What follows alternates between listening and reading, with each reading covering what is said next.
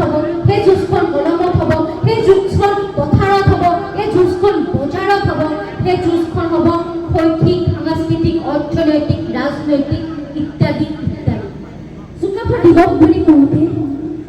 আমাৰ মনলৈ আহে চাওলুং চুকাফাৰ সেই পৰ্বতসম বিশাল ব্যক্তিত্ব। কিন্তু আমাৰ জাতিটোৰ দুৰ্ভাগ্য কি জানেনে? আমি চাওলুং চুকাফাৰ কথা পাতোঁ, কিন্তু হৃদয়ঙ্গম কৰিব নোৱাৰোঁ সেই পৰ্বতসম বিশাল ব্যক্তিত্ব। আমি লাচিত বৰফুকনৰ কথা পাতোঁ, কিন্তু লাচিত বৰফুকনৰ সেই সাহসিকতাক আমি হৃদয়ঙ্গম কৰিব নোৱাৰোঁ। আমি জয়মতী, মূলা গাভৰু, সতী সাধনীৰ ত্যাগৰ কথা পাতোঁ, কিন্তু তেনে ত্যাগেৰে উদ্ধত হৈ জাতিৰ বাবে নিজক আগবঢ়াই দিবলৈ আজি আমি ক'ৰবাত কুণ্ঠাবোধ কৰোঁ। তেনে এক সন্ধিক্ষণত যি সময়ত নতুন প্ৰজন্মই ভাষা, কৃষ্টি, সংস্কৃতি ৰক্ষাৰ অৰ্থে এখন অঘোষিত যুঁজত অৱতীৰ্ণ হৈছে, যি সময়ত অসমৰ জাতীয় সংগঠনসমূহে অহৰহ অসমীয়া কৃষ্টি সংস্কৃতিৰ স্বাৰ্থত মাত মাতি গৈছে, সেই সময়ত স্বৰ্গদেউ চাওলুং চুকাফাৰ সেই আদৰ্শ, সেই শৌৰ্য, সেই বীৰ্য হ'ব অসমীয়া জাতিটোক পুনৰ উজ্জীৱিত কৰিব পৰা সঞ্জীৱনী হত্যা। জয় জয়তে চুকাফা দিৱসৰ এই পবিত্ৰ ক্ষণত মৰিয়নিবাসীক মোৰ শ্ৰদ্ধা জ্ঞাপন কৰিছোঁ। বীৰ লাচিত সেনা অসমে সদায় কৈ আহিছে অসমীয়াৰ কথা, সদায় কৈ আহিছে খিলঞ্জীয়াৰ কথা, সদায় কৈ আহিছে জাতীয় অৰ্থনীতিৰ কথা। আৰু সেইবাবে বীৰ লাচিত সেনা অসম অসমীয়াৰ গণজীৱনত, অসমীয়াৰ জাতীয় জীৱনত সদায় এক বিশেষ ভূমিকা লাভ কৰা, সদায় এক বিশেষ গুৰুত্ব লাভ কৰা এক সত্তা হিচাপে চিহ্নিত হৈছে বীৰ লাচিত সেনা অসমৰ মৰিয়নি আঞ্চলিক সমিতিৰ এই বিশেষ আয়োজনৰ বাবে মই উদ্যোক্তা মণ্ডলী আৰু মঞ্চত উপস্থিত থকা ককাইদেউ আদিত্যবাণী ফুকন ডাঙৰীয়া তথা বিষয়ববীয়াক মই শ্ৰদ্ধা জ্ঞাপন কৰিছোঁ। আজি চুকাফা দিৱস। চুকাফা দিৱস বুলি কওঁতে আমাৰ মনলৈ আহে চাওলুং চুকাফাৰ সেই পৰ্বতসম বিশাল ব্যক্তিত্ব। কিন্তু আমাৰ জাতিটোৰ দুৰ্ভাগ্য কি জানেনে? আমি চাওলুং চুকাফাৰ কথা পাতোঁ,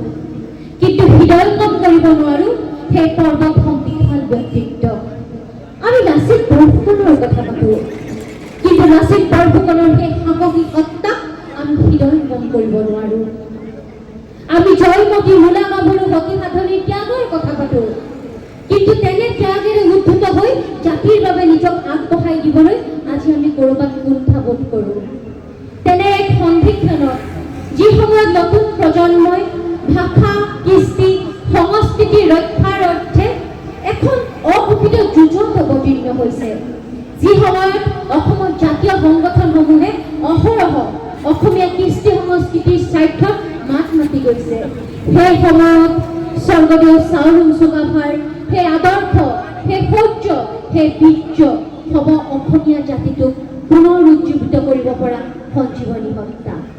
আজিৰ তাৰিখত অসমীয়া জাতিটোক সঁচাকৈয়ে প্ৰয়োজন চাওলুং চুকাফাদেৱৰ সেই বিচক্ষণতা, লাচিত বৰফুকনৰ সেই সাহস, জয়মতী, মূলা গাভৰু সাধনীৰ সেই ত্যাগ আজিৰ নতুন প্ৰজন্মই হৃদয়ঙ্গম কৰিব লাগিব। আৰম্ভণিতে মই এটা সৰু তাই লোককথাৰে আৰম্ভ কৰিব বিচাৰিছোঁ, অধিক সময় নলওঁ। তাইসকলৰ মাজত প্ৰবাদ আছে যে যেতিয়া পৃথিৱীত অৰাজকতা বৃদ্ধি পাব, যেতিয়া পৃথিৱীত মানুহ কৰ্মবিমুখ হৈ পৰিব, তেতিয়াই হেনো লেণ্ডনে ফিসকলক আহ্বান কৰিছিল। আৰু লেণ্ডনৰ আহ্বান মৰ্মে যেতিয়া ফিসকল আহিছিল, তেতিয়া লেণ্ডনে অৱগত কৰিছিল যে পৃথিৱীৰ দুৰৱস্থাৰ কথা, মানুহ কৰ্মবিমুখ হৈ পৰিছে, ভাতৃঘাতী সংঘৰ্ষত লিপ্ত হৈছে। তেতিয়া বোলে জাচিন্থাই লেণ্ডনক পৰামৰ্শ দিছিল যে যি আটাইতকৈ অধিক বিচক্ষণ, যি জ্যেষ্ঠক সন্মান কৰিব পাৰে কিন্তু সকলোকে নেতৃত্ব দি আগবঢ়াই লৈ যাব পাৰে, তেনে এজনক পৃথিৱীলৈ পঠিওৱা উচিত, তেওঁ সন্মুখৰ পৰা নেতৃত্ব দিব। ফিসকলৰ পৰামৰ্শ লৈ সেই সময়ত লেণ্ডনে সিদ্ধান্ত গ্ৰহণ কৰিলে যে খুল্লুক খুল্লেক পৃথিৱীলৈ পঠিওৱা হওক। স্বৰ্গদেউ চাওলুং চুকাফা আমি বিশ্বাস কৰোঁ সেই খুল্লুক খুল্লাইৰ অংশ আছে। এই লোককথাটোক যদি আমি অন্য দৃষ্টিকোণৰ পৰা চাওঁ, তেনেহ'লে সেই নিৰ্বাচন সহজ আছিল। থাকিব কিন্তু সেই লোককথাটো আছে এক গণতান্ত্ৰিক চেতনা যাৰ বাবে তেওঁ পীৰসকলৰ পৰামৰ্শ অনুসৰিহে সিদ্ধান্ত গ্ৰহণ কৰিছে বা আধুনিক ভাষাত কাউন্সিল অফ মিনিষ্টাৰ্ছ মন্ত্ৰীসভাৰ পৰামৰ্শ গ্ৰহণ কৰিছে আজি বৰ্তমানৰ প্ৰেক্ষাপটত যদি আমি চাওঁ আজি একবিংশ শতিকাটো কৰ্মবিমুখতা আজি একবিংশ শতিকাটো ভাতৃঘাতী সংঘৰ্ষ আমি অৰাজকতা দেখিবলৈ পাইছোঁ তেনে প্ৰেক্ষাপটত কিন্তু খুনলুং খুল্লাই আকাশৰ পৰা নামি আহিব নোৱাৰে স্বৰ্গদেউ চাওলুং চুকাফাই পুনৰ জন্ম গ্ৰহণ কৰিব নোৱাৰে লাচিত বৰফুকন পুনৰ হেংদাং লৈ শৰাইঘাটলৈ আগবাঢ়ি যাব নোৱাৰে কিন্তু সেই সত্তাটো যদি আমি হৃদয়ঙ্গম কৰি লওঁ তেনেহ'লে কিন্তু নতুন প্ৰজন্মই নিজৰ ভাষা কৃষ্টি সংস্কৃতি ৰক্ষা কৰিব পাৰিব সেইখন এখন পৃথক যুঁজ হ'ব সেই যুঁজখন কাগজত হ'ব সেই যুঁজখন কলমত হ'ব সেই যুঁজখন পথাৰত হ'ব সেই যুঁজখন বজাৰত হ'ব সেই যুঁজখন হ'ব শৈক্ষিক সাংস্কৃতিক অৰ্থনৈতিক ৰাজনৈতিক ইত্যাদি ইত্যাদি আৰু সেইবাবে হেংদাং আজি স্বাভিমানৰ প্ৰতীক স্বৰ্গদেউ চাওলুং চুকাফাৰ সেই বিচক্ষণতা বৰ অসমৰ ভেটি গঢ়া তেখেতৰ সেই বহল পৰ্বতম ব্যক্তিত্ব সেই মানসিকতা আজিৰ তাৰিখত নতুন প্ৰজন্মৰ বাবে এক প্ৰেৰণাৰ অবিৰাম স্ৰোত হ'ব এতিয়া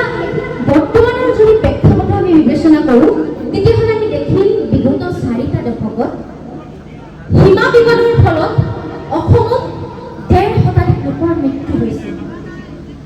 প্ৰায় 60,000তকৈ অধিক লোকে সমগ্ৰ উত্তৰ পূৰ্বাঞ্চলত ঘৰ বাৰী পেলাইছে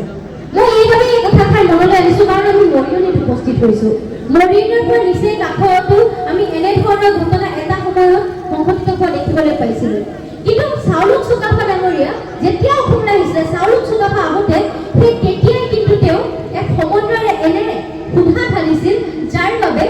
প্ৰাৰম্ভিক কালত দুই এখন সৰু সুৰা যুদ্ধৰ পৰিৱৰ্তে পৰৱৰ্তী কালত কিন্তু তেওঁ সমন্বয়েৰে সকলোকে একত্ৰিত কৰিবলৈ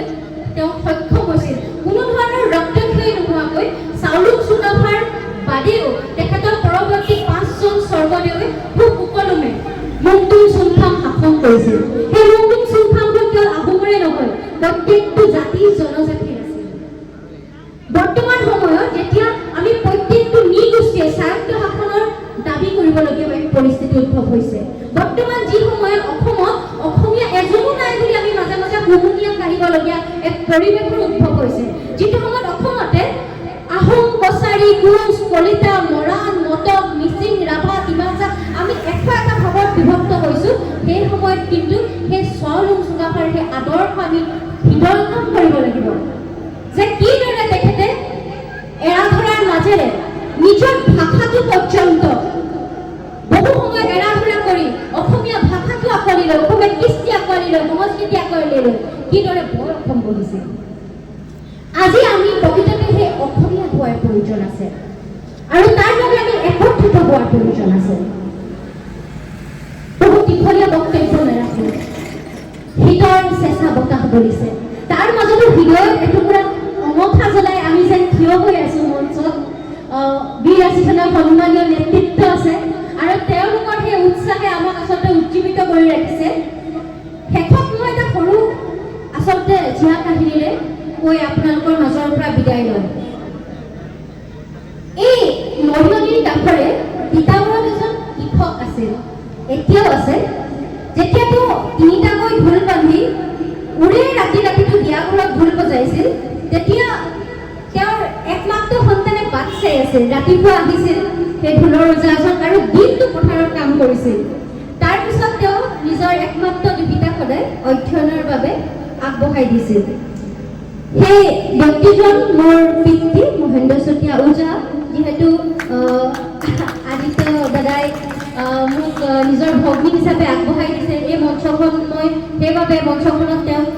তেওঁৰ সেই ত্যাগখিনি ধৰি এটা কথাও অনুভৱ কৰোঁ যে দেউতাৰ মুখলৈ চাই মই এটা বস্তু শিকিছিলোঁ যে কৃষ্টি সংস্কৃতি যিদৰে আমাৰ শিপা আমাৰ অৰ্থনীতিও কিন্তু আমাৰ অতিকে প্ৰয়োজনীয় এক শিপা কাৰণ আজি এই মঞ্চখনত আমি দেখিছোঁ ইমান সুন্দৰকৈ নতুন প্ৰজন্মই কৃষ্টি সংস্কৃতি প্ৰদৰ্শন কৰিছে কিন্তু বহু লোকশিল্পীৰ ঘৰত আজিও জুই নজ্বলে পিতাৰ সেই সংগ্ৰামখিনি মই দেখিছিলোঁ আৰু তাৰপিছত এগৰাকী ছাত্ৰী হিচাপে পৰৱৰ্তী সময়ত এগৰাকী লেখিকা হিচাপে বা সমাজ সেৱিকা হিচাপে যেতিয়া আগবাঢ়ি গৈছোঁ পৰৱৰ্তী সময়ত যেতিয়াই মই তিতাবৰৰ বা যোৰহাট এইদৰে অঞ্চলসমূহলৈ আহিবলৈ কওঁ, মই কেতিয়াও নিজৰ সামাজিক বা ৰাজনৈতিক পৰিচয় লৈ আহিবলৈ মই ভাল নাপাওঁ। মই এগৰাকী ইয়াৰ জীয়ৰী হিচাপে, যদিও মই ধেমাজিৰ বোৱাৰী, ইয়াৰ এগৰাকী জীয়ৰী হিচাপে ইয়াত উপস্থিত হৈ মই আচলতে আৱেগিক হৈ পৰোঁ যে মই সেই যাত্ৰা এটাৰ সাক্ষী হৈছোঁ, য'ত মই দেখিছোঁ যে লোককৃষ্টি সাধকসকলে কিদৰে আচলতে সংগ্ৰাম কৰিব লগা হয়। এই কথাষাৰ অসম দিৱসত মই এইকাৰণে উল্লেখ কৰিছোঁ। আমি সদায় কওঁ আমাৰ কৃষ্টি ৰক্ষা কৰিব লাগিব, আমাৰ সংস্কৃতি ৰক্ষা কৰিব লাগিব, আমাৰ ভাষা ৰক্ষা কৰিব লাগিব, হয়, কিন্তু তাৰ লগতে আমাক এক শক্তিশালী অৰ্থনৈতিক ভেটি লাগিব। বিগত সময়ছোৱাত বিল আসি পেলাই সময়ে সময়ে কৈ আহিছে, যিটো কথাত আমি খুব গৌৰৱবোধ কৰিছোঁ যে খিলঞ্জীয়াৰ হাতত অৰ্থনীতি থাকিব লাগে। আমিও বিশ্বাস কৰোঁ যে খিলঞ্জীয়াৰ হাতত অৰ্থনীতি থাকিব লাগে। আজি মৰিয়নিত এই অঞ্চলত য'ত আমাৰ এই অনুষ্ঠানটি উদযাপিত হৈছে, তাতো দেখিছোঁ যে বহুত থলুৱা ব্যৱসায়ী আছে। এই ব্যৱসায়ীসকলে এই একবিংশ শতিকাত তেওঁলোকে হয়তো বহুত প্ৰত্যাহ্বানৰ সন্মুখীন হৈছে, কিন্তু তাৰ মাজতে অৰ্থনৈতিক ভেটিটোৰ বাবে, অৰ্থনৈতিক এখন যুঁজৰ বাবে আমি খুব আচলতে এক দৃঢ়তাৰে, এক খুব পৰিকল্পনাৰে আমি আগবাঢ়িব লাগিব। তেতিয়াহে আমি যি সেই সোণালী সুদিনৰ কথা কওঁ, সেই মুণ্ডুম চুংখাবৰ কথা কওঁ, সেই প্ৰকৃতাৰ্থত সোণালী সুদিনৰ সপোনটো বুকুত লৈ আমি ভৱিষ্যতৰ দিশেৰে আগবাঢ়ি যাব পাৰিম। নহ'লে বহু সপোন আধৰুৱা হৈ ৰয়। যেতিয়া ভাত আৰু কাপোৰৰ সংগ্ৰামে খিৰিকীত টোপৰ দিয়ে, তেতিয়া সেই সাংস্কৃতিক মনটো ক'ৰবাত নহয় ক'ৰবাত ৰৈ যায়। গতিকে পুনৰ মই বীৰ লাচিত সেনা সৈনিকসকলক আহ্বান কৰিম যে এক অৰ্থনৈতিক জাগৰণৰ বাবে তেওঁলোক সেনানী হওক, আৰু অসম দিৱসৰ দিনটোতে সেই সোণালী অসমৰ সপোনটোক বাস্তৱায়িত কৰিবৰ বাবে বীৰ লাচিত সেনা সৈনিকসকল আগবাঢ়ি আহিব, আৰু তেওঁলোকে অনাগত দিনত কৰি দেখুৱাব যে বীৰ লাচিত সেনাই কেৱল কথাই নকয়, তেওঁলোকে কামো কৰি দেখুৱায়, আৰু সেই কামে তেওঁলোকে অৰ্থনৈতিক এক বিপ্লৱ আনিব। আৰু মৰিয়নি, যোৰহাট, তিতাবৰ এইবোৰ খুব শস্যৰে আচলতে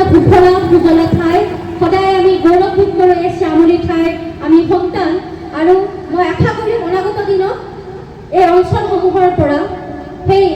লাচিত চুকাফাৰ আদৰ্শৰে উজ্জীৱিত নতুন পুৰুষ ওলাব, যি নতুন পুৰুষে সাহিত্যৰ সাধনা কৰিব, সংস্কৃতিৰ উপাসনা কৰিব, কিন্তু তাৰ মাজতে কেতিয়াও নাপাহৰিব নিজৰ শিপা। কাৰণ নিজৰ শিপা যি মানুহৰ লগত জড়িত হৈ থাকে, সেই মানুহেহে হৃদয়ংগম কৰিব পাৰে সেই মাটিৰ সুবাস, আৰু সেই মাটিৰ সুবাসত সদায় লিখা থাকে জয় আই অসম।